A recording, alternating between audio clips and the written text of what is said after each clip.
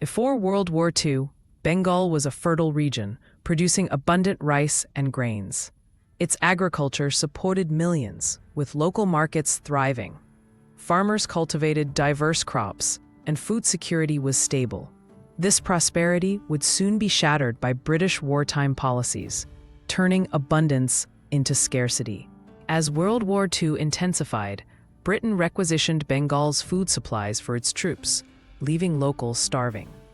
Ships laden with rice and grains sailed from Calcutta to Europe, while Bengali farmers watched helplessly. This systematic extraction turned a food surplus region into a famine-stricken wasteland. A British denial policy destroyed boats and rice stocks to prevent a potential Japanese invasion. This reckless strategy dismantled Bengal's food distribution network. With transport crippled and granaries emptied, rural communities faced immediate starvation, triggering mass migrations to cities. Food shortages led to hyperinflation, making rice unaffordable for the poor.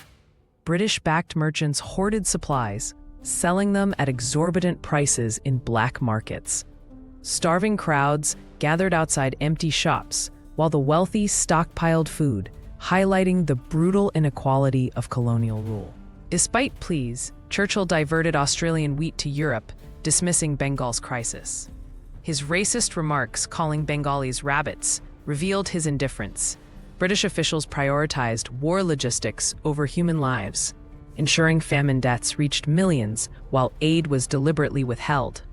As starvation worsened, families disintegrated.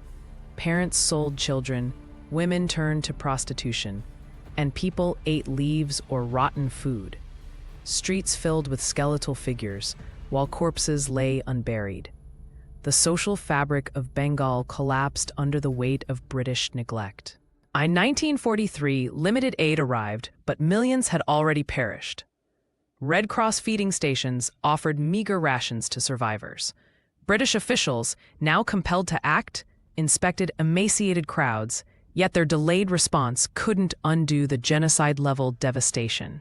Post-famine, Britain blamed overpopulation and natural causes, distorting statistics to evade accountability. Colonial newspapers downplayed deaths, framing it as inevitable.